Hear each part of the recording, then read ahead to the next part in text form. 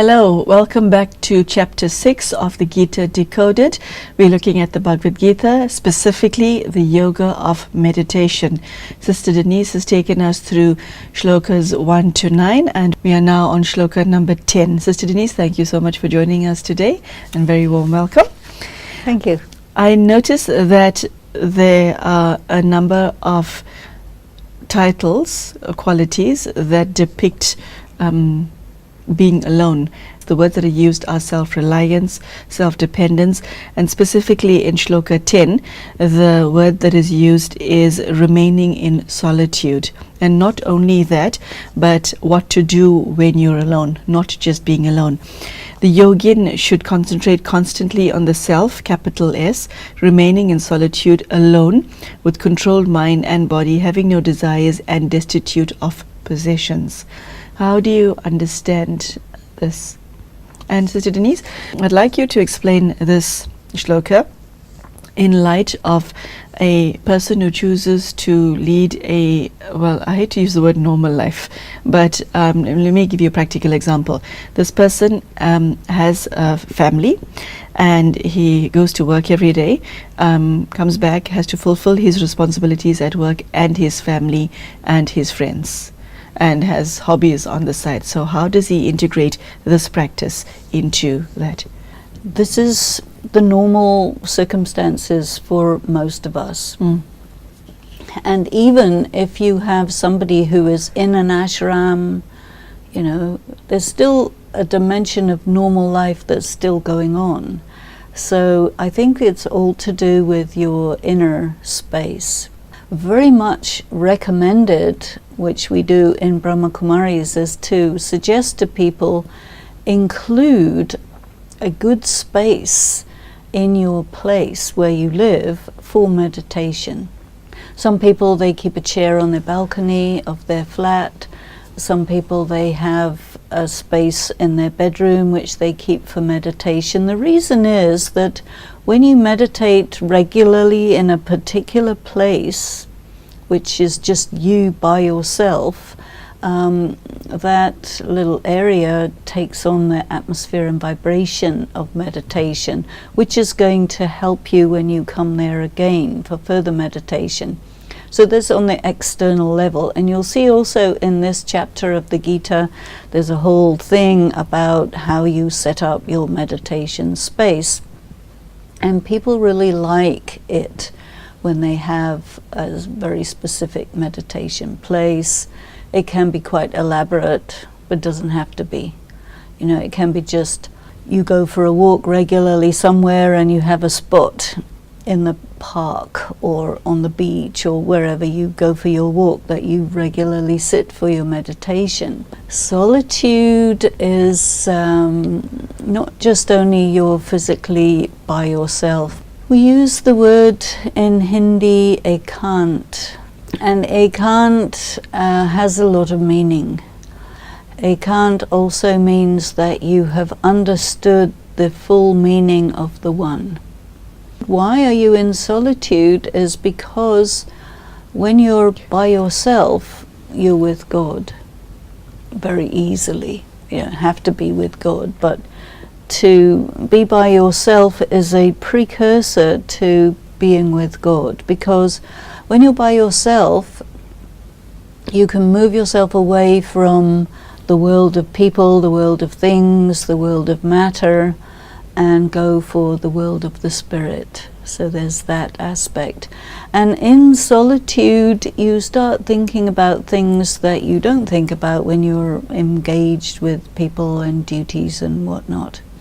So I think the important thing here is to have many dimensions and layers to your life. So time out for yourself actually brings you into balance. If you're a yogi, somebody who's into spirituality, you're generating a lot of energy, and so when you're with people you tend to share that energy, and then you also need your solitary time for you to replenish that. So there's a flow going on. The focus in the shloka is a not just solitude, but how one focuses on God. This involves a level of internal and external discipline. And the discipline of being a yogi or yogin, as described in this chapter, is taken up throughout chapter 6. What measure of external discipline is required, and what measure of internal discipline is required?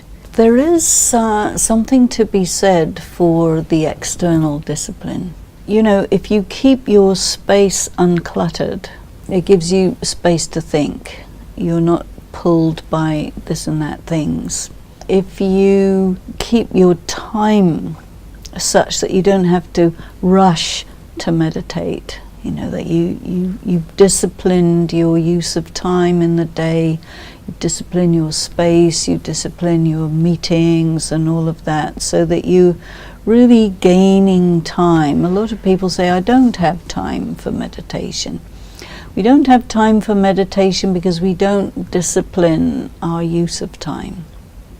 So time to meditate has to be sort of extracted from the day, carved out, and this is something that you give value to. There is a very important relationship between the inner and the outer, and they reflect each other. So a person who gives good time to the inner and has the inner in a very organized way, their outer will reflect that too. Sister Denise, I would like to now take you to verse 14, which reads, with quieted mind banishing fear, established in the brahmacharan vow of celibacy, controlling the mind with thoughts fixed on me, he should sit concentrated, devoted to me. Now the word that leaps out of the page and grabs one's attention is the C word. There have been people who have practiced this throughout time, not just in Hinduism, but in other religions as well.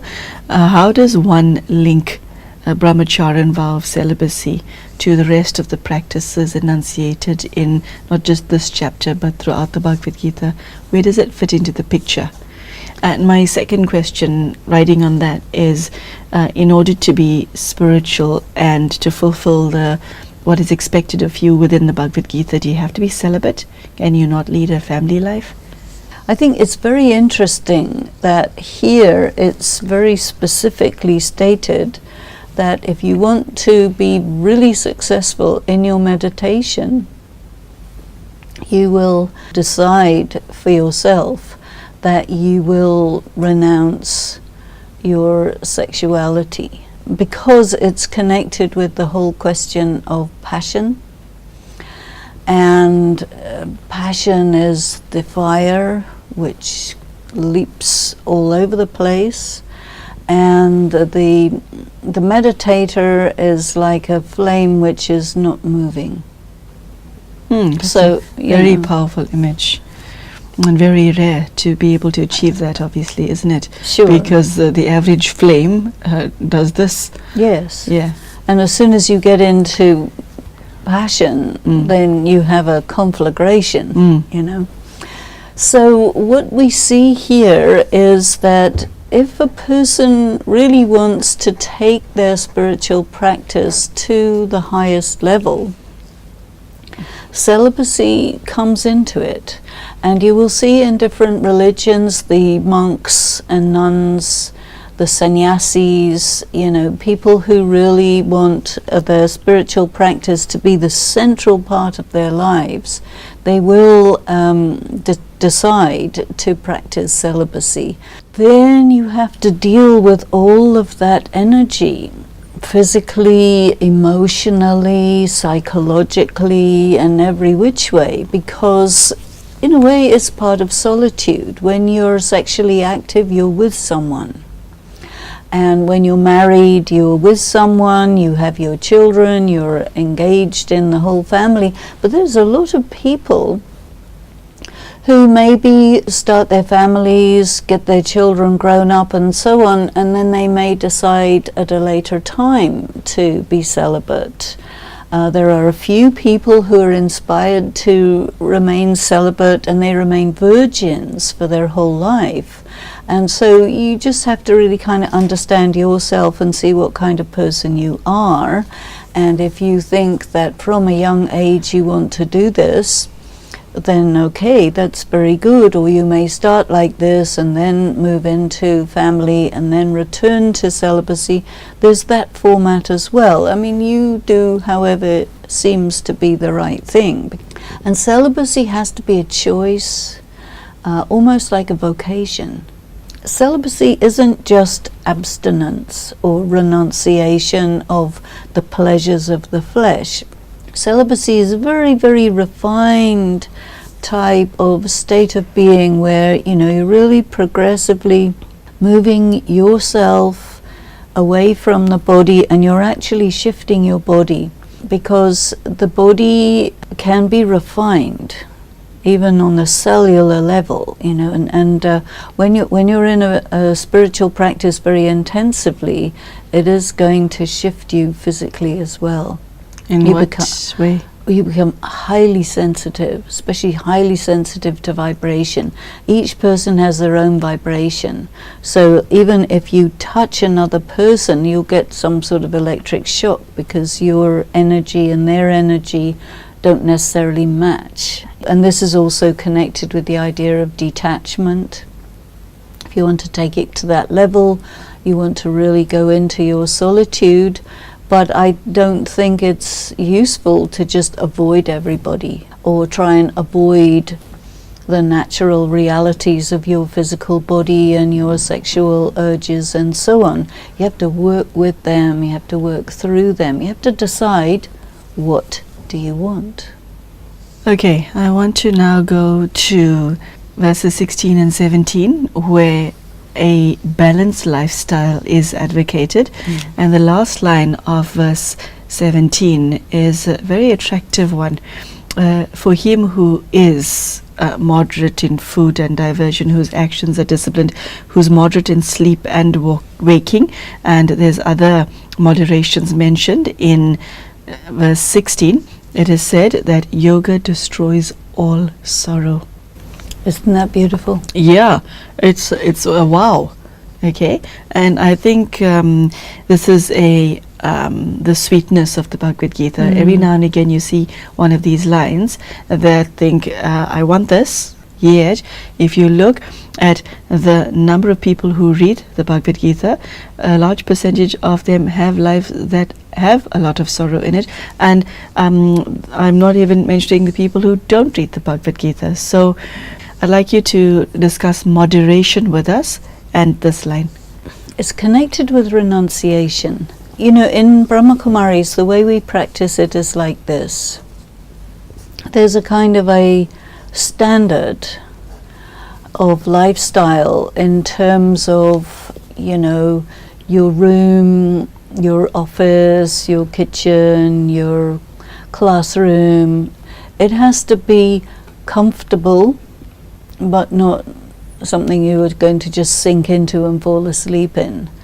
But it doesn't have to be austere. Do you see what I mean? We're always taught everything should be middle. Don't have too much money, don't have too little. Don't have too many clothes, don't have insufficient. It's all about trying to get the right thing. Amongst all of us, we tend to go for that intuitively because it somehow is connected with the yoga. You have to understand what you need in order to accomplish your duties. I believe in having good tools. Scissors that don't cut is a waste of time. A computer that doesn't work is no good. Yes. A car that you have to keep fixing is no good. You don't have to go luxury, but you also don't have to give yourself trouble because your time is valuable. The things around you need to be practical, efficient, so that you don't have to think about it. And so we lead what we call a life of simplicity, but not austerity.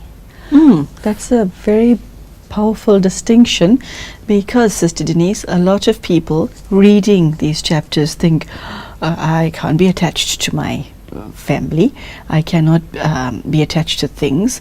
I have to be celibate. Oh my goodness, this is deprivation, a life of deprivation. No, it's not. And also, I think we need to qualify the word attachment, because I think it can be misleading. You know, we tend to use the word attached to mean I like or I love. But actually, attached means I'm unable to survive without. So absolutely enmeshed and dependent. That is where it becomes a vice. Okay, enmeshed. That's I like that, because you know what image comes to mind as a fish caught up in a net and trying to wiggle its way out of it. And the more it wiggles, the more entrapped it becomes. That's right. Okay, and That's eventually right. it dies. Or if you put your fingers together, you don't know who's who, you see. So it's very important to differentiate I'm me and you're you, and we have a relationship which is not a dependent relationship, but a relationship that's constantly being renegotiated, that is harmonious, that works, you know, and as and when it stops working is renegotiated. But you never lose yourself. You know, in some people's thinking, you talk of your spouse as your other half, as if you're only half a person, and that the couple is one thing. You know, actually a couple is two people who interact and in a certain way that they have negotiated, so that there can be the full sustenance of a family. You see, a couple is not two half people becoming one couple. No, that's an enmeshment. That's a dependency. Sister Denise, now we're on the subject of attachment. This is what people want. They want somebody that you can love completely, depend on completely, trust completely. Somebody, I once heard it said that love means that this person is home for me. Home. That involves a large degree of attachment, because if the person is not there, you feel lost. Well, you see, if you feel lost, if the person is not there, there's something wrong. Yeah, but I'm saying this is what people want. It releases oxytocin and it makes you feel good, and this is what we want. Then We want drug. our attachments. Then it's operating like a drug. Okay. And so the Gita says, don't go there? The Gita says who you are is complete within yourself, and your source should not be taken from people. You see, what happens very often is you say, I love this person. And you can see it especially in the Spanish language, yo te quiero, which means I want you. I am going to consume your energy and call that love. That's not love, that's predatory. There are lots of predators out there, Sister Denise, There are. with willing victims. So this is the problem, the victim-predator situation, rather than two people who come together, but they never lose their integrity, they never lose their individuality. A victim-predator, somebody's consuming and somebody's getting consumed, is going to build up a lot of resentment. That's not going to be a happy combination. It may be attractive for a few minutes. Oh, let me plunge myself into this fire and burn, but then you just end up as ashes. That's quite a descriptive state. Okay, Sister Denise, the 18th verse reads as follows: when he is absorbed in self alone with controlled mind, free from longing, from all desires, then he is said to be a saint. When I read this, it struck me that somebody who reads this thinks, okay, if you want to be a saint, this is what you do, but if you want to be an ordinary person like me, then I'm going to skip this chapter and move on to something that I like. Do you see what I mean? Okay, because the standards are incredibly high, but then you realize that only somebody who wants to be a sage or a saint aspires to this, and this is not for the ordinary person. So what would you say to this? Is there a saint in all of us? Again, I would go back to this question: what do you want? You know, if you want to be a saint, well, this is what you do. If you want to be an ordinary person and doing all the worldly things, but you find yourself reading the Gita, does that inspire something in you to add a dimension of spirituality to your regular life? If so, you know, you have to see what you want to do and which bits of the Gita. I mean, for example, be your own best friend, not your own worst enemy. What's wrong with that? Yeah, what's wrong with that? So there are plenty of elements in the Gita which somebody who is leading a life which is very engaged in the world, they will say, yeah, this is going to add a good dimension to my life. And everybody's life changes time to time. And every so often something happens when you say, you know what, I really need the spiritual component to help me deal with this situation.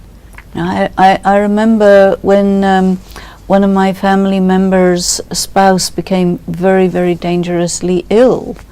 The first thing the family member did was to call me and say, you know, I need you at this time because this is a sort of spiritual critical moment. So if there wasn't somebody in our family who gives a lot of attention to the spiritual part, they'd have to look elsewhere, you see. But because I was there, the first thought was, okay, let's talk to her because she knows this stuff. Sister Denise, I now want to go on to verse 21, which reads, he knows that infinite happiness, which is grasped by the intellect and transcends the sentence, and established there, does not deviate from the truth.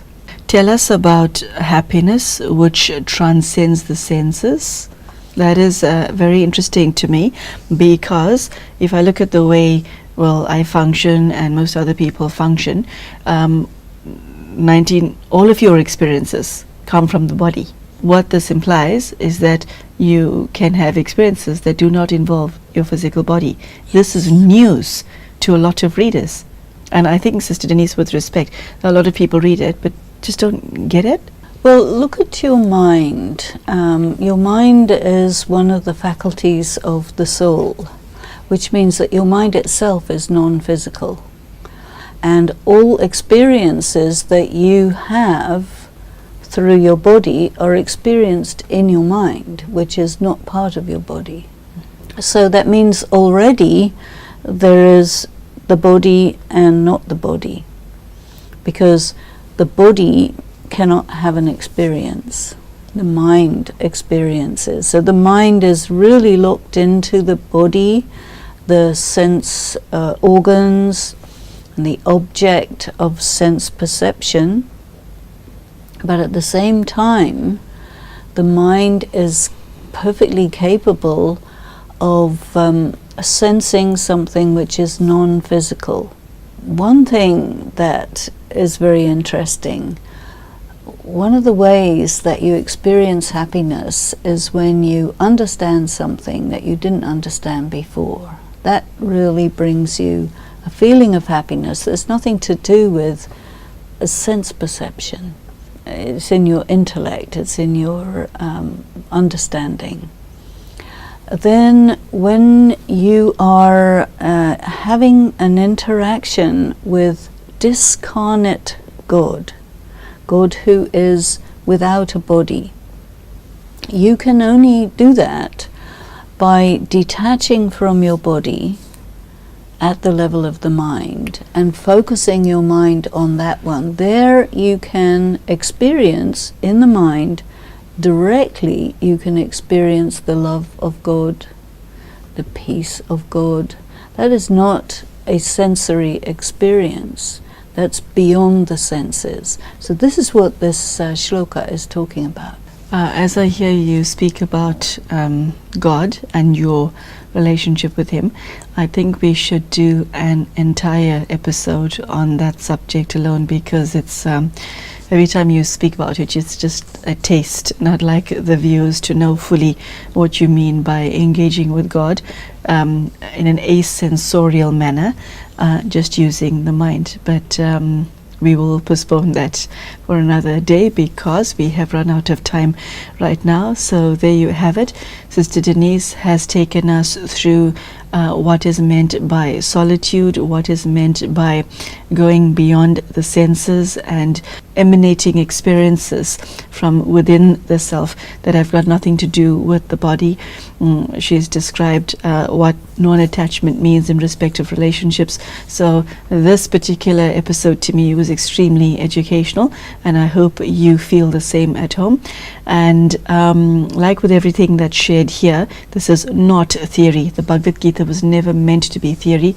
How are you practicing this? This is the question. How are you using it to improve the quality of your life? So thank you, Sister Denise, for joining us, and thank you at home for joining us. And I hope that you took at least one aspect from today's episode that you could use in your life to make yourself a better person. Thank you so much for joining us, and we hope to see you soon for the continuation of the Yoga of Meditation of Chapter 6 of the Bhagavad Gita. Goodbye.